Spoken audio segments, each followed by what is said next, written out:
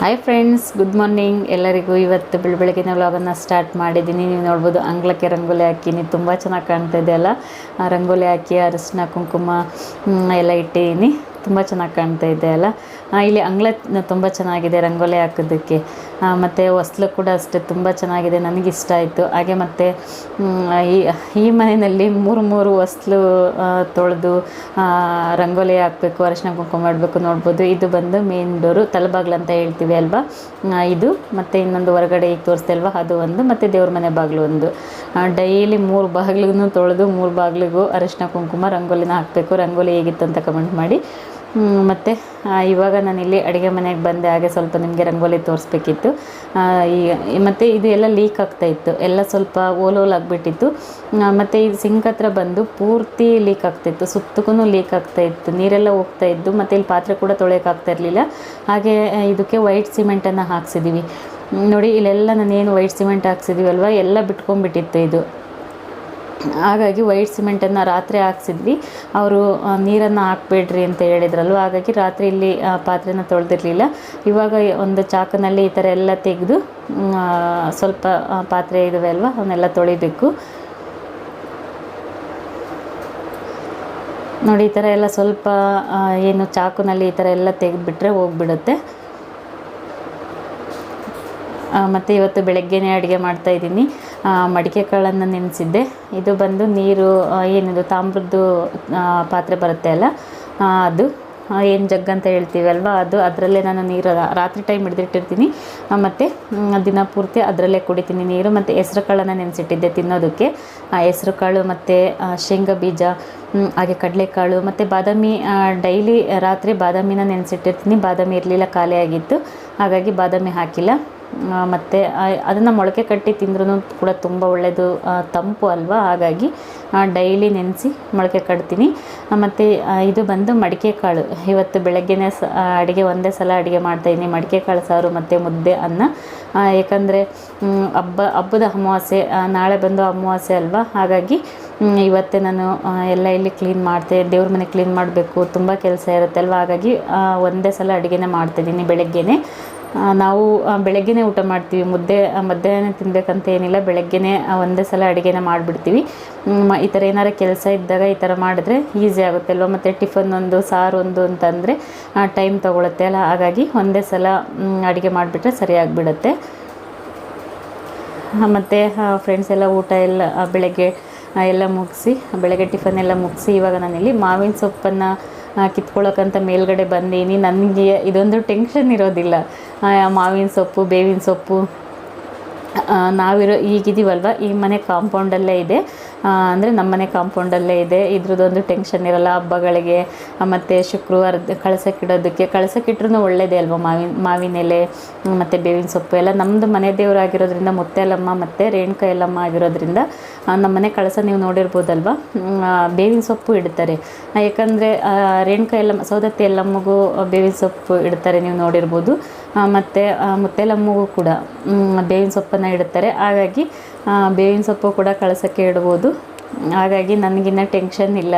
ಯಾಕಂದರೆ ಹಬ್ಬಗಳಿಗೆ ತೋರಣ ಕಟ್ಟೋದಕ್ಕೆ ಎಲ್ಲದಕ್ಕೂ ಕೂಡ ಮಾವಿನ ಸೊಪ್ಪು ಬೇಕಾಗುತ್ತೆ ಅಲ್ವಾ. ನೋಡಿ, ವಿಳೆದೆಲೆ ಇಲ್ಲ ಅಂತಂದ್ರೂ ಎಮರ್ಜೆನ್ಸಿಯಾಗಿ ಕಳಸಕ್ಕೆ ಇಡ್ಬೋದು. ಇವತ್ತು ನಾನು ಕಳಸಕ್ಕೆ ಮಾವಿನ ಎಲೆ ಮತ್ತು ಬೇವಿನ ಸೊಪ್ಪು ಎರಡೂ ಕೂಡ ಇಡ್ತೀನಿ.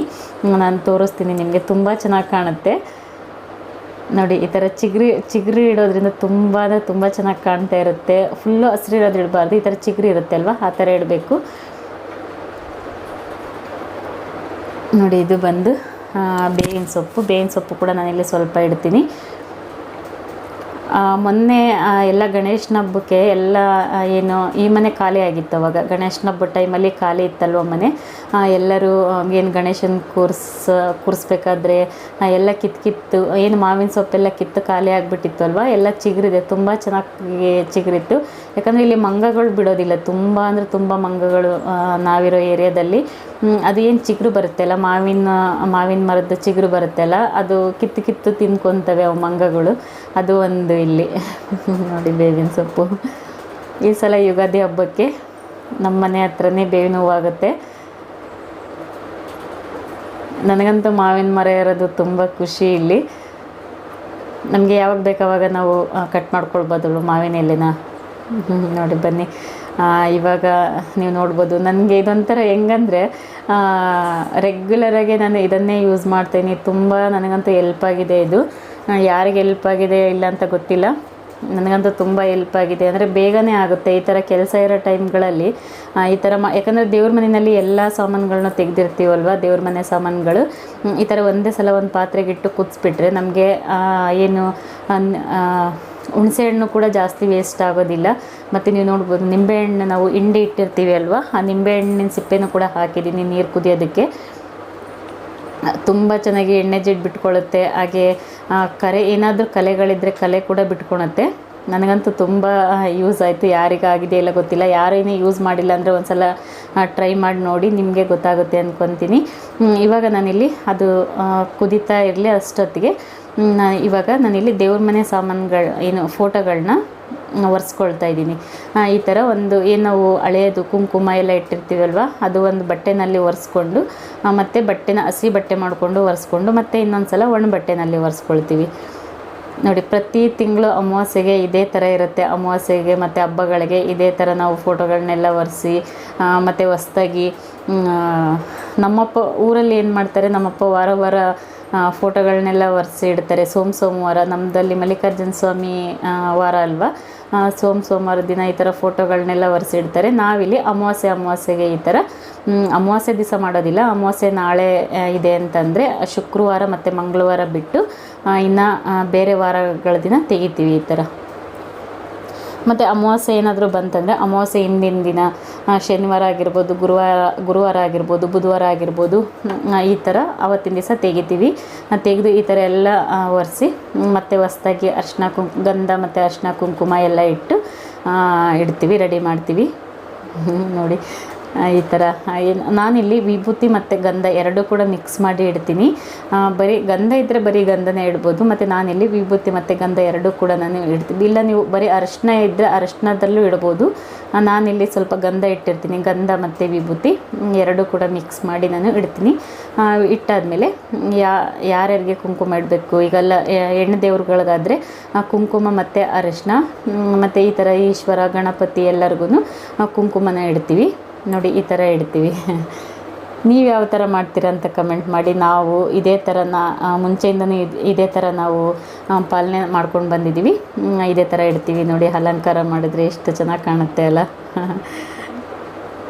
ಈಗ ಕೆನ್ನೆಗೆ ನಾವು ಯಾವ ಥರ ಅರಿಶಿನ ಕುಂಕುಮ ಇಟ್ಕೊಳ್ತೀವಿ ಮತ್ತು ಕೆನ್ನೆಗೆಲ್ಲ ಯಾವ ಥರ ಅರಿಶಿನ ಹಚ್ಕೊಳ್ತೀವಿ, ಈ ಥರ ಇಲ್ಲಿ ನೋಡ್ಬೋದು. ಪಾರ್ವತಿ ದೇವಿಗೂ ಕೂಡ ಕುಂಕುಮ ಇಟ್ಟು ಮತ್ತು ಅರಿಶಿನ ಹಚ್ಚುತ್ತಾ ಇದ್ದೀನಿ ಕೆನ್ನೆಗೆ. ನೋಡಿ ಎಷ್ಟು ಚೆನ್ನಾಗಿ ಕಾಣುತ್ತೆ ಅಲ್ಲ.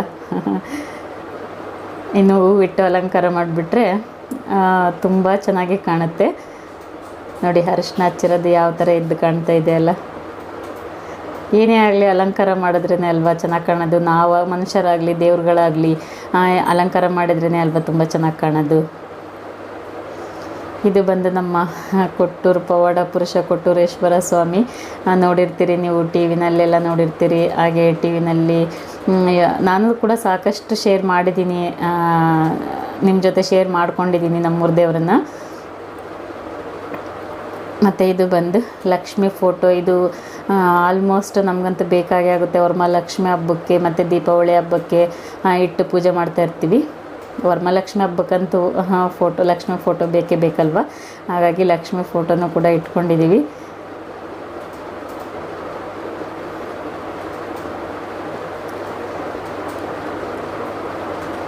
ಇದಕ್ಕೂ ಅಷ್ಟೇ ಅರಿಶಿನ ಮತ್ತು ಸ್ವಲ್ಪ ಕುಂಕುಮ ಎಲ್ಲದೂ ಕೂಡ ಇಡ್ತೀವಿ. ನೀವು ನೋಡ್ಬೋದು ನಾವು ಯಾವ ಥರ ಅರಿಶಿನ ಕುಂಕುಮ ಹಚ್ಕೊಳ್ತೀವಿ, ಕೆನ್ನೆಗೆಲ್ಲ ಅರಿಶಿನ ಹಚ್ಕೊಂಡು ಮತ್ತು ಹಣೆಗೆ ಕುಂಕುಮ ಇಟ್ಕೊಳ್ತೀವಿ ಅಲ್ವ, ಅದೇ ಥರ ಸೇಮ್ ಇದಕ್ಕೂ ಲಕ್ಷ್ಮಿ ಫೋಟೋಕ್ಕೂ ಕೂಡ ಇಡ್ತೀನಿ.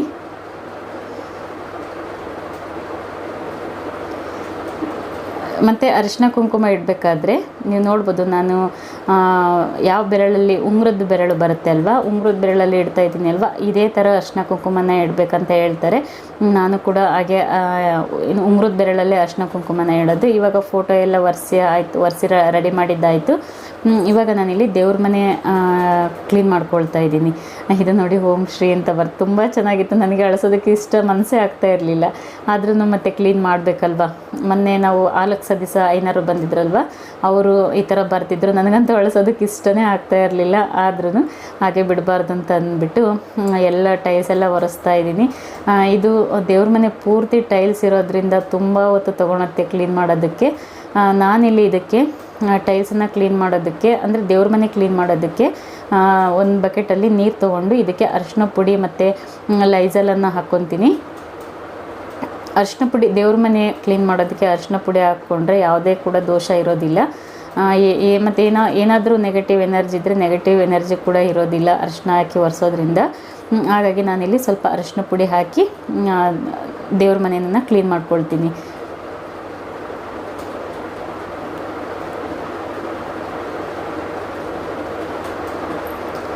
ಏನಾದರೂ ಮತ್ತು ಟೈಲ್ಸ್ ಎಲ್ಲ ತುಂಬ ಜಿಡ್ಡಾಗಿತ್ತಂತಂದರೆ ಸ್ವಲ್ಪ ಬಿಸಿನೀರು ಕಾಯಿಸ್ಕೊಂಡು ಅದಕ್ಕೆ ವಿಮ್ ಲಿಕ್ವಿಡ್ಡು ಮತ್ತು ಲೈಝಲ್ಲು ಮತ್ತು ಈ ಥರ ಹಾಕಿ ಒರೆಸ್ಕೊಂಡ್ರೆ ತುಂಬ ಚೆನ್ನಾಗಿ ಕ್ಲೀನ್ ಆಗುತ್ತೆ.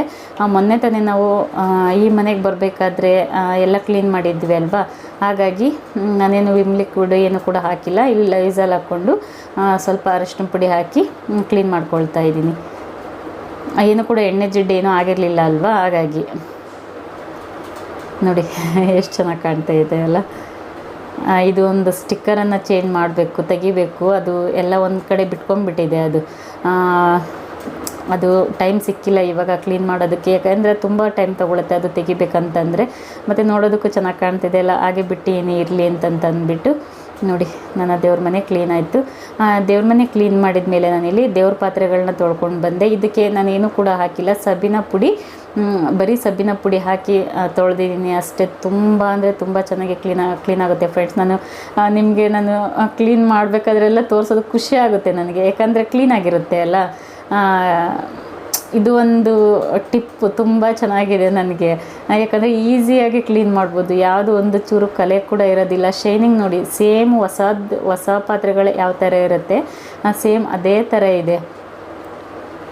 ನೀವು ಬೇಕಾದರೆ ಯಾರಾದರೂ ಟ್ರೈ ಮಾಡಿ ಒಂದ್ಸಲ, ಗೊತ್ತಾಗುತ್ತೆ ನಿಮ್ಮ ಮನೆಯಲ್ಲಿ. ಇನ್ನು ನೆಕ್ಸ್ಟು ದಸರಾ ಹಬ್ಬ, ದೀಪಾವಳಿ ಬರ್ತಾ ಇದೆ. ಒಂದ್ಸಲ ಟ್ರೈ ಮಾಡಿ ನೋಡಿ, ನಿಮಗೂ ಕೂಡ ತುಂಬ ಖುಷಿ ಆಗುತ್ತೆ, ನಿಮಗೂ ಕೂಡ ಇಷ್ಟ ಆಗುತ್ತೆ, ಈಸಿ ಅನಿಸುತ್ತೆ.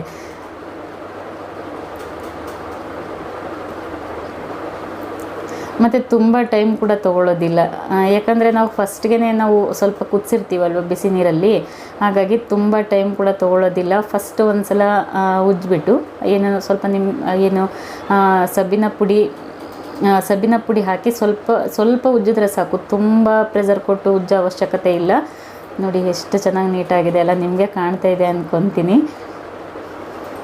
ಯಾಕಂದರೆ ಪ್ರತಿ ಸಲ ಏನಪ್ಪ ತೋರಿಸ್ತಾಳೆ ಅಂತ ಅಂದ್ಕೋಬೋದು, ಯಾಕಂದ್ರೆ ನನಗೆ ಖುಷಿ ಆಗುತ್ತೆ. ಯಾಕಂದರೆ ತುಂಬ ಟೈಮ್ ತೊಗೊಳ್ಳೋದಿಲ್ಲ, ತುಂಬ ನೀಟಾಗಿ ಯಾವುದೇ ಒಂದು ಸ್ವಲ್ಪ ಎಣ್ಣೆ ಜಿಡ್ಡಿರೋದಿಲ್ಲ, ಏನೂ ಇರೋದಿಲ್ಲ, ತುಂಬ ಚೆನ್ನಾಗಿ ಕಲೆಗಳೆಲ್ಲ ಹೋಗಿರುತ್ತಲ್ಲ, ಹಾಗಾಗಿ ನಿಮ್ಮ ಜೊತೆ ಶೇರ್ ಮಾಡ್ಕೊಳ್ತೀನಿ ಅಷ್ಟೇ.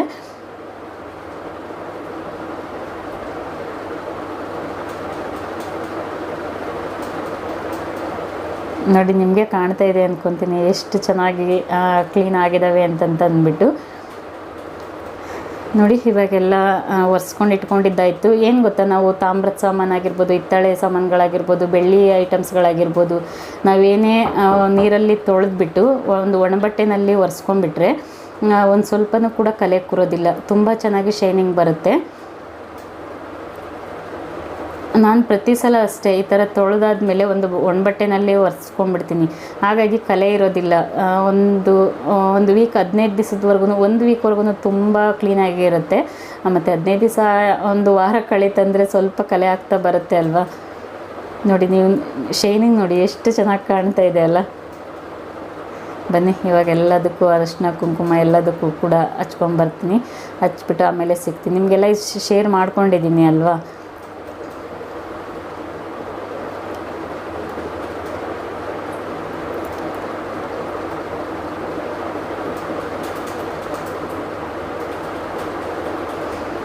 ನೀವು ಇದು 2 ಚಂಬೆ ನೋಡ್ತಿದ್ದೀರ. ಇದು ಬಂದು ಪಾರ್ವತಿ ದೇವಿದು ಕಳಸ, ಇನ್ನೊಂದು ಬಂದು ನಮ್ಮ ಮನೆ ದೇವರು ಮುತ್ತೆಲಮ್ಮ. 2 ಕಳಸನ ಇಡ್ತೀವಿ ನಾವು. ಅದು ಮುತ್ತೆಲಮ್ಮ ಅಂತೂ ರೆಗ್ಯುಲರ್ ಆಗಿ ಇರುತ್ತೆ. ಇದು ಬಂದು ಪಾರ್ವತಿ ದೇವಿದು ಇದು ಕಳಸ ಬಂದು.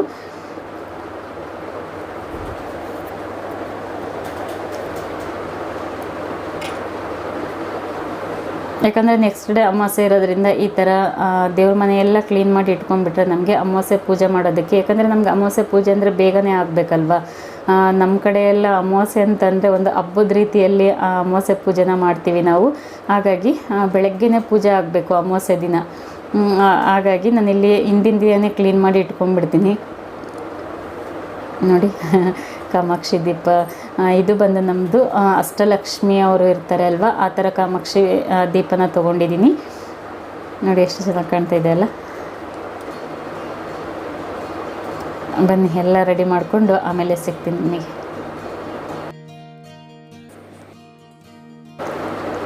ಸೊ ಫ್ರೆಂಡ್ಸ್, ನೋಡಿದ್ರಲ್ಲ ನಾನು ಯಾವ ಥರ ದೇವ್ರ ಮನೆಯನ್ನು ಕ್ಲೀನ್ ಮಾಡ್ತೀನಿ ಅಂತ ಅಂದ್ಬಿಟ್ಟು ಎಲ್ಲರಿಗೂ ಇಷ್ಟ ಆಗಿದೆ ಅಂದ್ಕೊತೀನಿ. ನೋಡಿ ಎಲ್ಲ ಕೂಡ ರೆಡಿ ಮಾಡಿದ್ದಾಗಿದೆ. ಇನ್ನು ಕಳಸ ರೆಡಿ ಮಾಡಿಕೊಂಡು ದೀಪಗಳೆಲ್ಲ ರೆಡಿ ಮಾಡ್ಕೋಬೇಕು. ಫ್ರೆಂಡ್ಸ್, ಇವತ್ತಿನ ವ್ಲಾಗ್ ಇಷ್ಟ ಆಗಿದೆ ಅಂದ್ಕೊತೀನಿ. ಪ್ಲೀಸ್ ಇಷ್ಟ ಆಗಿದ್ರೆ ಲೈಕ್ ಮಾಡೋದನ್ನು ಮರಿಬೇಡಿ. ಹಾಗೆ ಹೊಸದಾಗಿ ನೋಡ್ತಿದ್ರೆ ಸಬ್ಸ್ಕ್ರೈಬ್ ಮಾಡ್ಕೊಳ್ಳಿ. ಹೀಗೆ ಸಪೋರ್ಟ್ ಮಾಡ್ತಾಯಿರಿ. Bye bye friends, thank you for watching. ನಮಸ್ಕಾರ.